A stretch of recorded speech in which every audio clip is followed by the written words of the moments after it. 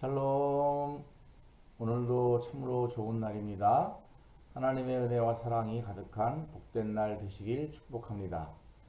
오늘 우리에게 주시는 하나님의 말씀은 로마서 8장 12절에서 18절까지의 말씀입니다. 다 같이 읽겠습니다. 그러므로 형제들아, 우리가 빚진 자로 돼 육신에게 져서 육신대로 살 것이 아니니라. 너희가 육신대로 살면 반드시 죽을 것이로되 영으로서 몸의 행실을 죽이면 살리니 무릇 하나님의 영으로 인도함을 받는 사람은 곧 하나님의 아들이라. 너희는 다시 무서워하는 종의 영을 받지 아니하고 양자의 영을 받았으므로 우리가 아빠 아버지라고 부르짖느니라. 성령이 친히 우리의 영과 더불어 우리가 하나님의 자녀인 것을 증명하시나니 하나님의 자녀이면 또한 상속자 곧 하나님의 상속자요 그리스도와 함께한 상속자니 우리가 그와 함께 영광을 받기 위하여 고난도 함께 받아야 할 것이니라. 생각하건대 현재의 고난은 장차 우리에게 나타날 영광과 비교할 수 없도다. 아멘. 하나님의 말씀입니다. 에덴 동산의 가운데 생명나무도 있고 선악을 알게 하는 나무도 있었습니다. 먹으면 안 되는, 먹지 말라고 하신 선악과가 하필 동산에 생명나무와 같이 있도록 하셨을까요? 눈에 안 띄는 곳에 꽁꽁 숨겨두었으면 아담과 하와가 유혹을 받지도 죄를 범하지도 않았을 텐데 말입니다. 하나님께서는 아담에게 선택할 수 있는 자유를 주셨던 것입니다. 예수를 믿고 하나님의 자녀가 되면 유혹을 받지 않고 죄도 짓지 않는 사람이 되면 얼마나 좋겠습니까? 사도 바울 같은 믿음의 사람도 그 마음에 두 가지 마음이 싸운다고 했습니다. 선한 일을 하고 싶어도 늘 악한 일을 선택한다는 것입니다.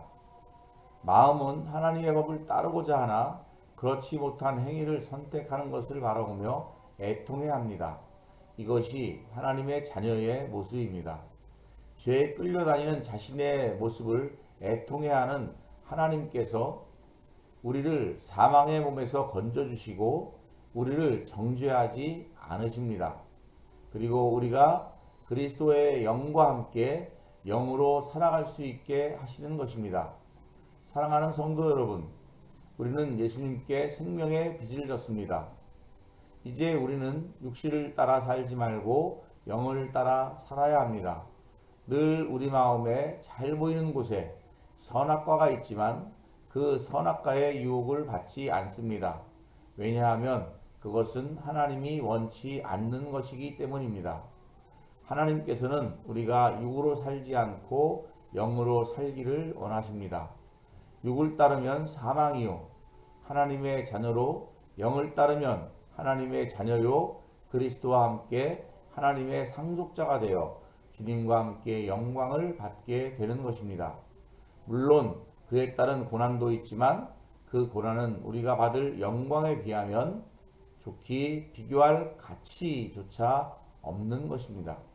우리 모두 하나님의 영광에 참여하는 하나님의 자녀 되기를 축원합니다. 다 같이 기도하겠습니다. 하나님의 자녀가 되어 육신과 죄를 따르지 않고 영과 하나님의 말씀을 따르게 하옵소서. 우리의 모든 죄를 정죄치 않고 선한 길로 인도하시는 하나님 아버지께 감사하고 감사합니다. 하나님의 자녀 되어 그리스도와 함께 하나님의 영광을 상속받는 저희가 되게 하옵소서. 오늘도 하나님의 자녀들이 그리스도의 고난에 동참함으로 하나님의 나라가 확장되게 하옵시고 영혼들이 구원받게 하옵소서. 통합주둔지의 이포병단 898, 657 모든 부대의 장병들을 안전하게 지켜주시고 하나님의 은혜로 화평을 누리게 하옵소서. 우리와 함께 하시며 영의 길로 인도하시는 예수님의 이름으로 기도하옵나이다. 아멘.